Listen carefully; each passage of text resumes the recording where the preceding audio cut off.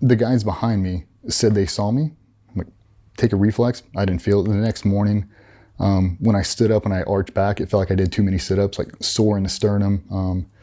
Kind of hard to take a full breath, but nothing like what you'd imagine. Like I imagine I would have known instantly, like, oh my God. I didn't. The adrenaline was so high that's kind of what we use for like a training analogy now. Like when that adrenaline dumps, you won't know. Yeah. You won't know. Like in a proximity, a gunfight that is that close where you see muzzle flash and you feel it, it's very different. It's not being shot at from 300 meters. It's not hitting the wall. It's inside of 6 feet. It's a very different experience. Yeah. Yeah. I've never been shot. I don't know, what that feels like, but I always imagined it would knock you on your fucking ass. Yeah, I mean, luckily it didn't. Yeah. Yeah. No shit. So, yeah, we got through that one. That was like reality is set in now. And it's like, okay, all the stuff in training now everything is slowed down. The CQB is super crisp now. It's all real world. We're very current. And it's good. Like business is great. We're going out every night, every other night. We've got assets. It's awesome. As good as it ever could have been. And we go back. This is, so the firefight you were referencing was the one with Jay Redmond and those guys. That was September 10th. So almost on the anniversary. And everything that could have gone wrong went wrong, but in a positive way. Zero loom. There wasn't an ounce of moonlight out, nothing. And for the guys that don't run around with night vision, those things aren't perfect. They're not, man. If you don't have any ambient light out there, like, they don't work very well. They just don't. So we were going back to the exact same spot, 2 houses down from where that thing happened. So we called it the Karma House. Like, bad karma, here we go. And we were going to land on the X. Gonna blow the front door and take this thing down hard. That's what we did back then. So flying helos right to the front door, and this is what we're doing. And we knew from past experiences exactly what kind of resistance we were going to meet, and we planned for the worst. Like I went in on that thing completely knowing in that first room I was going to get shot. Damn. Like they had belt feds, they had suicide vests, like these guys are committed for sure. If we go in right now, that first room is going to be sketchy. And we landed on the X and we ran through that thing like we've done a million other times, and there was no one there. Dry hole. And then we get an update that all those guys had left and had ran out the back. And now they're in adjacent, essentially a cornfield. But if you imagine an endless field of nothing, just a plowed field. And then right in the middle of it is about 500 yards of 6 foot tall, I don't even know what you'd call it. It's like straw, but it's not. I mean, you can't see anything. And they're trying to walk us down on top of this guy. So we all switch over. It's probably 6 or 7 of us. And we all get online and we were all starting to walk down. We've all switched over to fires and we're listening. And 2 of the new guys and 1 of the EOD guys had not switched over to fires. We literally interlocked arms. That's how bad it was. You couldn't see shit. We couldn't lose anybody inside there. We'd never walked through the palm groves before. We didn't have a dog. We didn't have the experience. And looking back on it is one of the most dangerous things I've ever done. Because you knew the guy in there had a gun. Like for sure. You knew that they run around with S-Vest and you know they're committed. So now we are walking on there. So if you imagine just a big open field with a big sparkle in the center of it, and we're gonna walk towards it. And we're gonna walk until we find this guy. Okay, so we do. Completely committed, interlocked arms, and we are walking forward and we're getting the updates. 15 feet. 10 feet.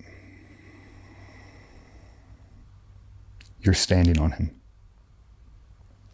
And you see everybody looking down like, he's not here. 3rd person from the right, you are standing on him. And we all look over to the right, nothing. Like, what the fuck? So we're all on a line, standing right there. And Jay calls an audible. He's like, whole maneuver element, take a right-hand turn, because we know there's an open field. We just have to cross, and now it's completely open. Now we can regather our shit and we can assault from this side.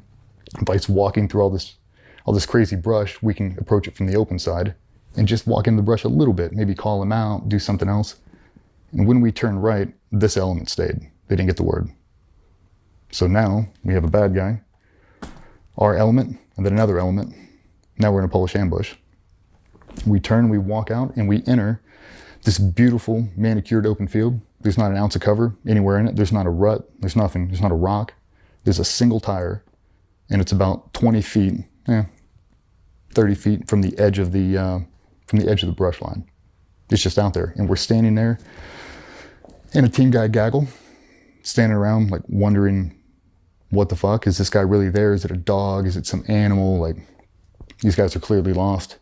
And we don't realize that that bad guy is in there, probably 6 feet inside, and he's looking at us. And we're from the middle of the wall, and we're close.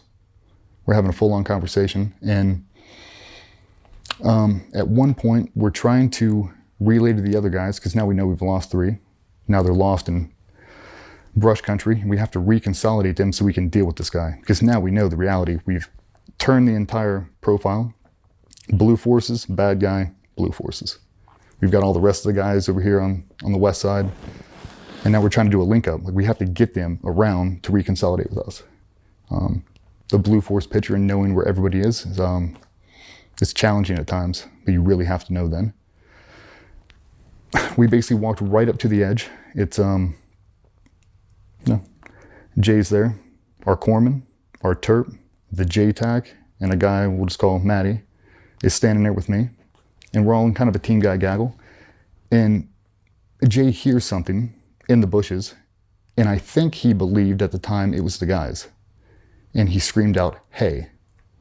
And when he did, that dude let off the biggest Hollywood belt-fed burst I've ever heard. Oh, and shit. Everybody dropped. It was like, we used to do the new guy scenarios. You know, you're doing land warfare, the first contact and all the head shed dies, and now you got to drag around like, you know, playing war games. That's what it was like. Everybody hit the deck. And there was a tree probably 30 feet that way.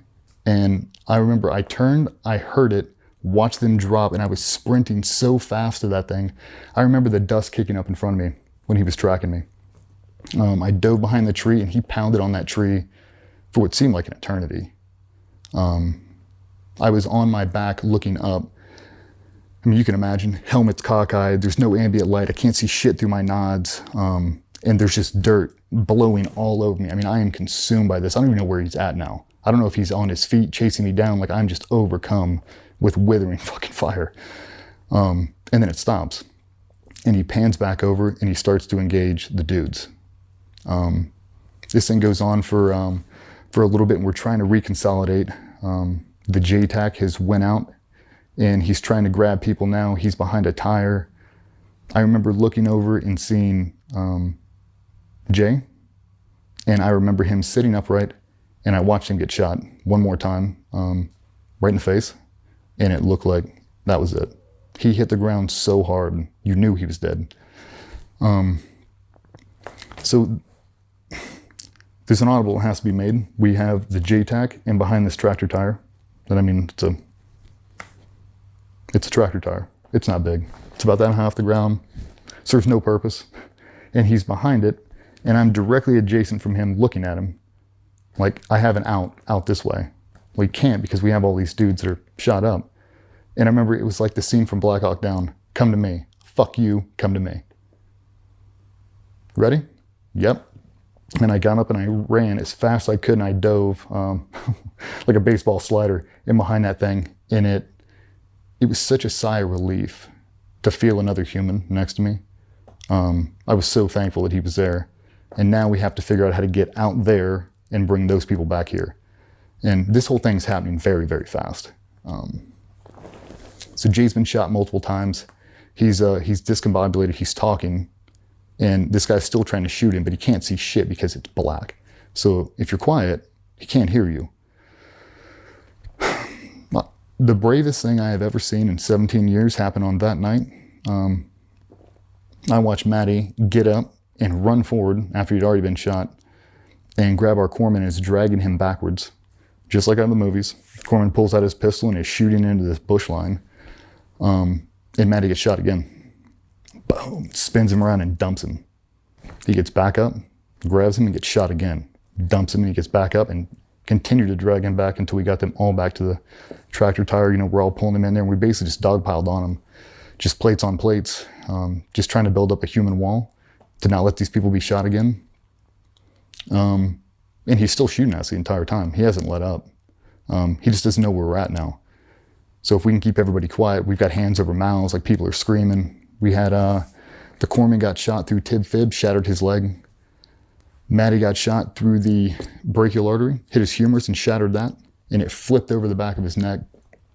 And I remember, because we talked about it later and it made sense, he looked very confused at one point, in between dragging the corpsman back, and he said he was looking for his arm.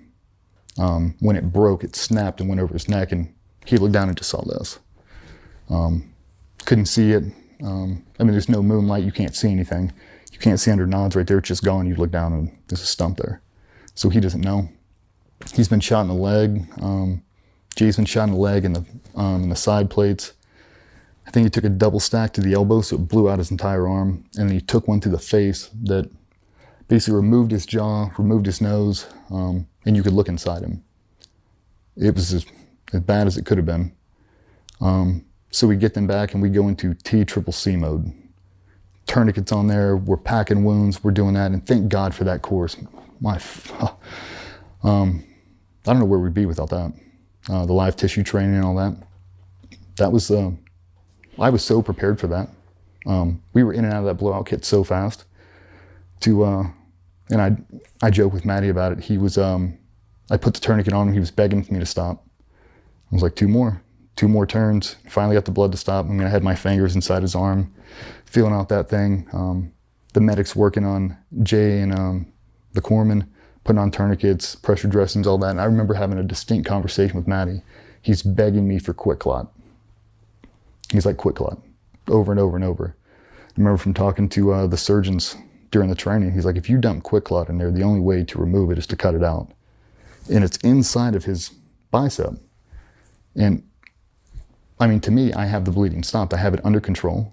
And I'm not pouring quick clot in you because they're going to have to cut it out of you. Like, I'm saving you. You're not dying here. Like, you don't need that quick clot. We had a bunch of hemostatic dressings. Like, I'm packing this thing. It's fine. And he wouldn't shut the fuck up about it. So I told him, yeah, and I grabbed a thing of quick clot. And I mean, this is underneath a tractor tire where rounds are coming over. I was like, I've got it. And I pretended like I did it, and I went like that. And he's like, thank you so much. So yeah, you never got quick clot. So the next thing, we have tourniquets on them. We are talking about what we're going to do now, and he is still engaging. And the JTAC J starts prepping a fire mission, and it's close. It's the closest, at that point, is the closest fire mission to coalition forces the entire war. No shit. Yeah, 40. Estimate. 10 meters, 15 meters. 10 fucking meters? I mean, close enough to where you could take a grenade and throw it. Holy shit. I mean, like, it was... And they started walking him in. By this time, the other element we had maneuvered away. Nobody was firing because we didn't have a picture. We didn't know where this dude was coming from. We didn't know where our forces were. And we thought that if we were to engage this guy, we would have hit our own blue forces. So there was a big lull in the fire, and we were basically just being withered. Yeah. Like we were just getting chewed up. I mean, strobes are getting shot off helmets, like it's in there. And they're everywhere but hitting human beings. So we've essentially taken the tractor and we've stacked up plates in between them on our sides, and now we're just working on people. We're laying on top of people, doing whatever we can. And Jay's prepping for a fire mission, and he's asking for 25 mic and 40 mic, and basically to start walking it in. And I remember a distinct conversation. They said no.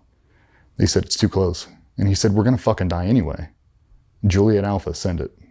Gave his initials, and they started dropping it, and you could feel it. Boom, boom, boom, boom. Boom. You could feel the vibrations start to get closer and closer and start to bounce you off the ground a little bit, and it kept coming. And then they started going tally on target.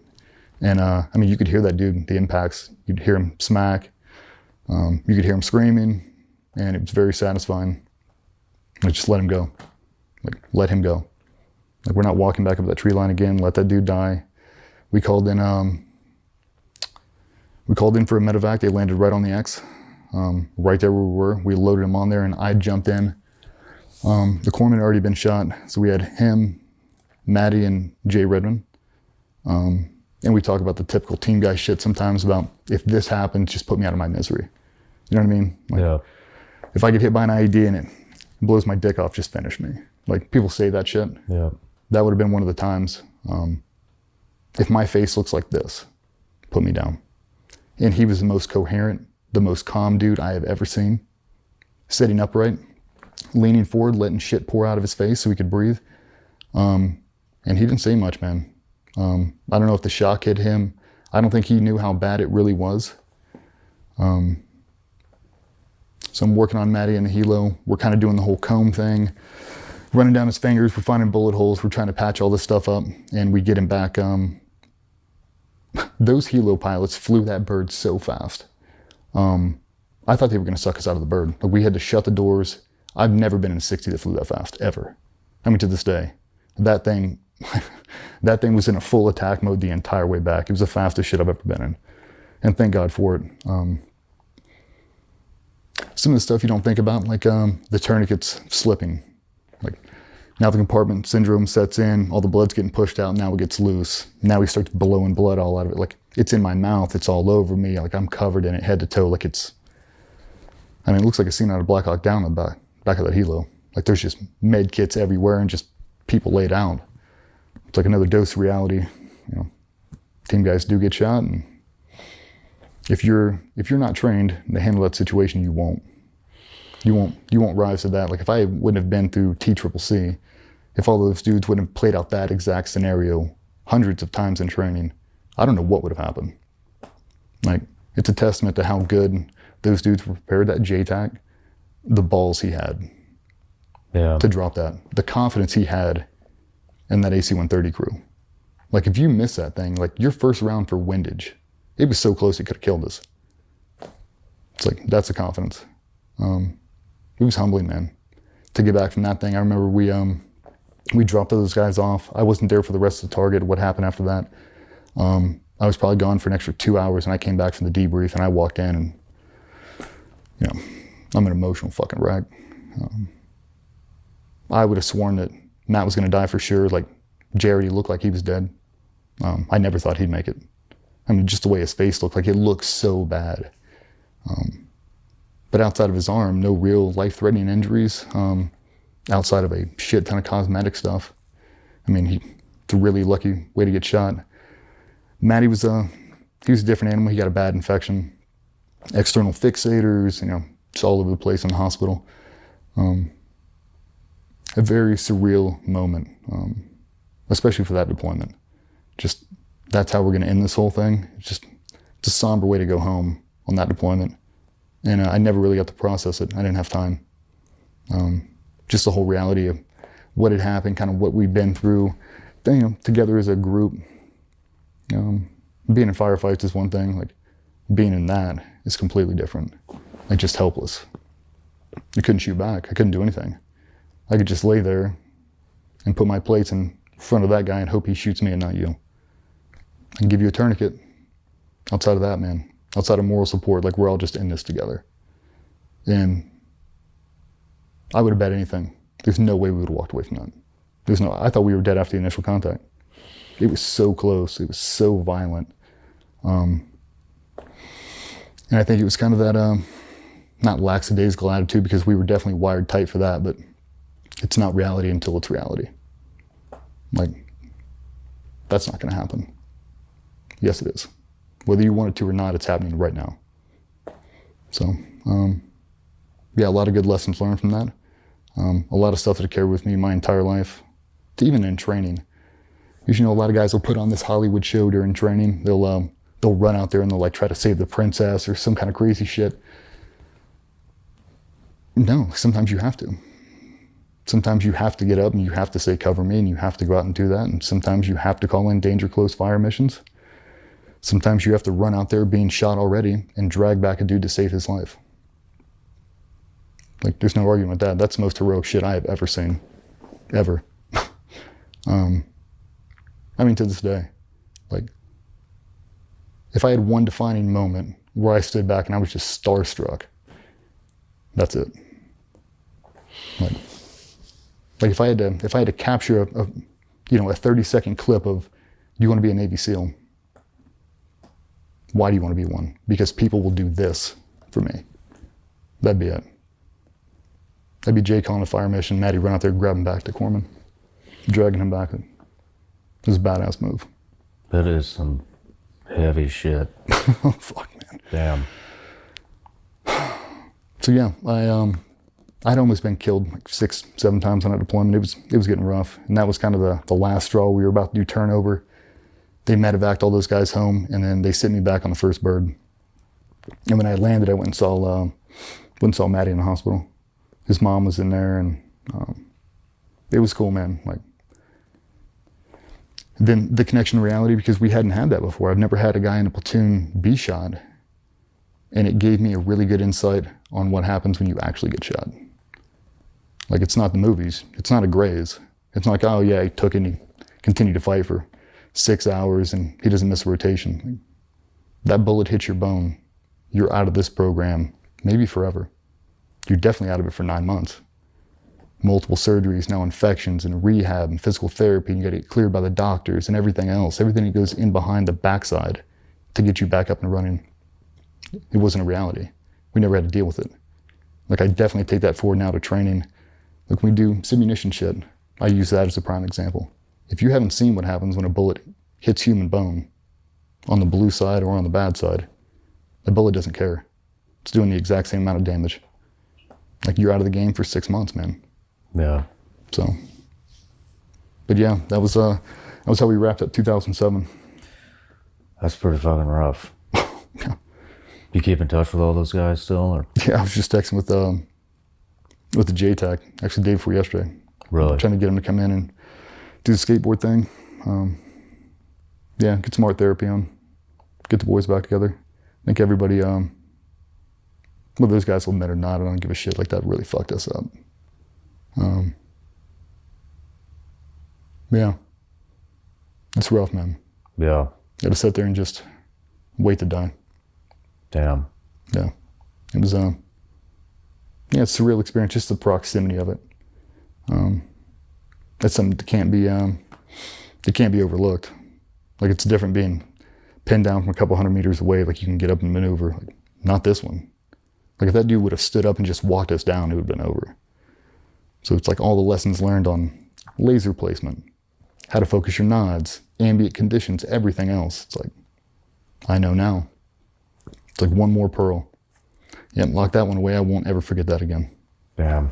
So it's like everything, I think we kind of take that forward in the training now. It's like all these lessons have been learned, not because, we're superhuman, but because we're honest and we fuck things up. And everything you're doing right now, I've fucked up before. There's no reason for you to make the same mistake. Yeah. So, yeah, I mean, I think the big thing is just not being mentally prepared for that situation. You thought you were, but I hadn't looked at it in a realistic lens yet. It was still video game mode. It was still training mode. That's not going to happen to me. Even though we were walking down, interlocked arms waiting to get shot. Wasn't reality yet. I was scared shitless. I knew it was coming any moment, but until it goes loud, it's not real. Fuck, man. How was it being home after that? Terrible. I was fucked up, man. I was dating a chick at the time.